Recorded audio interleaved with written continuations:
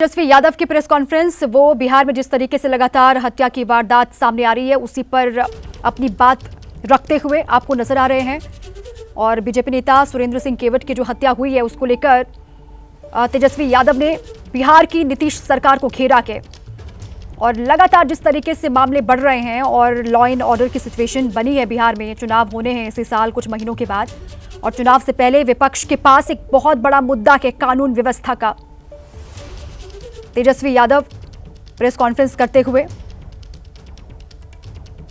विपक्ष लगातार सरकार को बिहार में घेर रहा है अलग अलग मुद्दों को लेकर। जिस तरीके से हत्या की तमाम घटनाएं बढ़ी हैं बिहार में, इसको लेकर क्राइम के ग्राफ को लेकर भी तेजस्वी सोशल मीडिया पर एक्टिव हैं और एक्स पर लगातार पोस्ट कर रहे हैं। नीतीश सरकार पर हमलावर खुद नीतीश कुमार को लेकर भी आरजेडी की ओर से लगातार तंज कसा जा रहा है, सवाल खड़े किए जा रहे हैं। आपको सुनवाते हैं। भी जो है भारी मात्रा में जो है इसी हिसाब से फॉर्म जो है फेंके जा रहे हैं। हो क्या रहा है ये तो इलेक्शन कमीशन को स्पष्ट करना चाहिए कि आप जो दावे कर रहे हैं 80% से अधिक जो है आप लोगों ने 11 जुलाई तक कर लिया है, तो वाकई में ये सच्चाई है या क्या है? अब इंटरेस्टिंग देखिए, ये वही चकाई वाला फॉर्म सब है, सब लोगों का।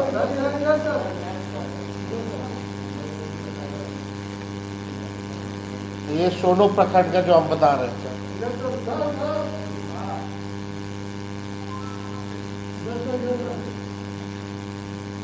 अब इसमें वो सामने भी है। कमियां क्या क्या हैं भारत निर्वाचन आयोग द्वारा कल जो है आप लोगों को बताते हैं। पहला, आयोग ने दावा किया है कि 80.11% मतदाताओं की गणना प्रपत्र भर दिए हैं, लेकिन ये नहीं बताया गया कि इनमें से कितने प्रपत्र सत्यापित, स्वैच्छिक और वैध तरीके से मिले हैं। अभी तक इसकी कोई क्लैरिटी जो है नहीं दी गई। फील्ड से लगातार ये सूचना हम लोगों को मिल रही है कि बिना मतदाता की जानकारी और सहमति से बीएलओ द्वारा फर्जी अंगूठा या हस्ताक्षर लगाकर प्रपत्र जो है उसको डाउनलोड जो है, अपलोड जो है वो किया जा रहा है। आंकड़े मात्र अपलोडिंग को दर्शाते हैं, जबकि आयोग ने प्रामाणिकता, सहमति और वैधता की कोई गारंटी नहीं दी है। आयोग का 80% मतदाताओं द्वारा गणना प्रपत्र भरने का दावा जमीनी हकीकत से पूरी तरीके से विपरीत है। प्रेस रिलीज में कहा गया है कि दस्तावेज बाद में भी दिए जा सकते हैं, लेकिन इस बारे में कोई स्पष्ट आदेश या एसओपी अब तक जारी नहीं किया गया है। ये बड़ा सवाल है कि अभी तक आपने जो है आदेश ही नहीं निकाला है और आप प्रेस रिलीज में कुछ कह रहे हैं, विज्ञापन में कुछ कह रहे हैं। सुप्रीम कोर्ट द्वारा दस्तावेजों में लचीलापन लाने की सलाह के बावजूद निर्वाचन आयोग ने कोई औपचारिक संशोधित अधिसूचना जारी नहीं की है, जिससे फील्ड में बीएलओ और मतदाता दोनों भ्रमित हैं। अभी जो कोर्ट ने जो सलाह दी इलेक्शन कमीशन को कि आप जो है आधार कार्ड हो, राशन कार्ड हो, इसका आप इस्तेमाल कर सकते हैं, लेकिन अभी भी आयोग द्वारा जो है इस पे कोई सूचना या कोई स्पष्टीकरण कि वो क्या सुप्रीम कोर्ट की सलाह को मानेंगे या नहीं मानेंगे, ये अब तक क्लियर नहीं किया है। और लोग चाहे बीएलओ हो या हमारे नागरिक हो, सब लोग जो है कंफ्यूज्ड हैं। चुनाव आयोग ने ये नहीं बताया कि कितने गणना प्रपत्र बिना दस्तावेज यानी बिना मतदाता के प्रत्यक्ष भागीदारी के अपलोड हुए। ये भी स्पष्ट नहीं किया गया कि इन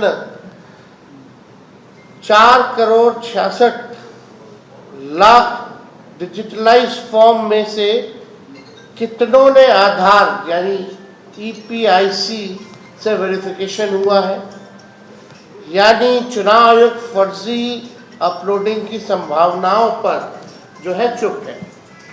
अखबार की खबर में देवघर का आप लोगों ने देखा, चुनाव आयोग द्वारा राजनीतिक दलों की भागीदारी का उल्लेख तो किया गया है, लेकिन ये नहीं बताया गया कि उनके BLA क्या वास्तविक निरीक्षण की भूमिका दी गई है या सिर्फ उपस्थिति की सूचना दर्ज की जा रही है।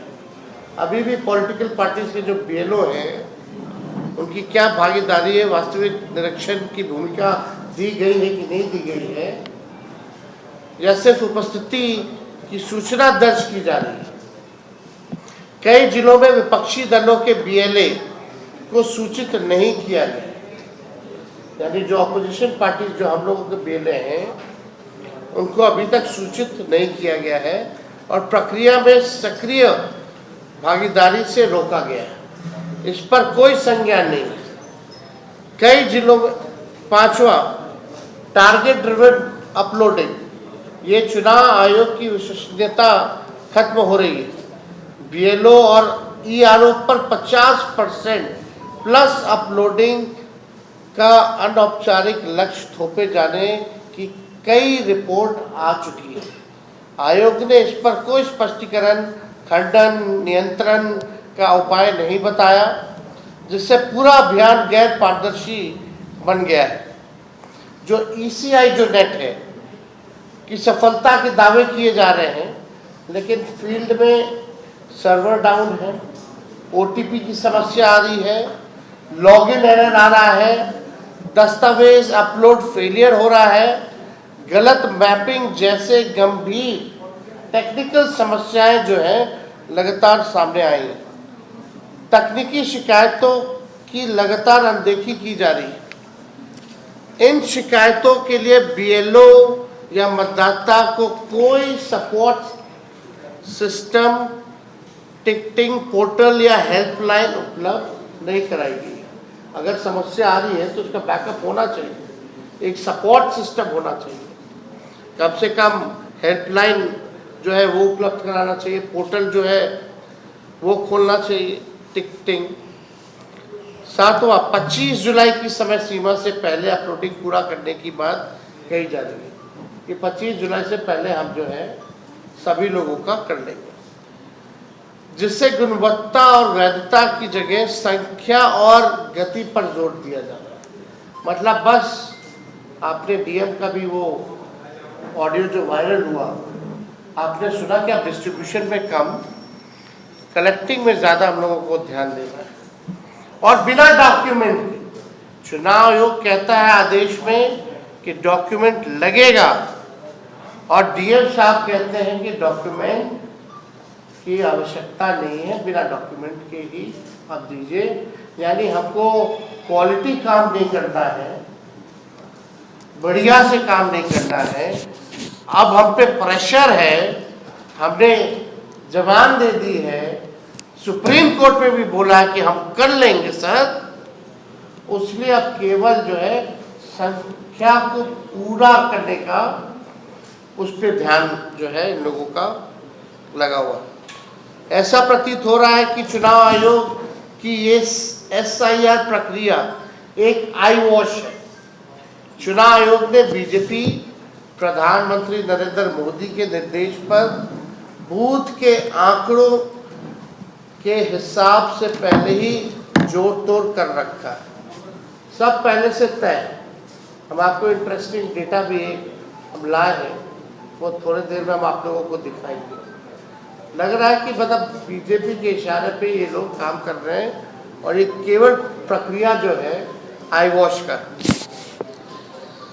लेकिन हम लोग भी जो है एक एक व्यक्ति पर, हमारे वोटर्स पे, हमारी महागठबंधन, हमारा अलायंस, हम लोग अलर्ट हैं और लगातार ग्राउंड में क्या चल रहा है इस पे हम सब लोगों का नजर है।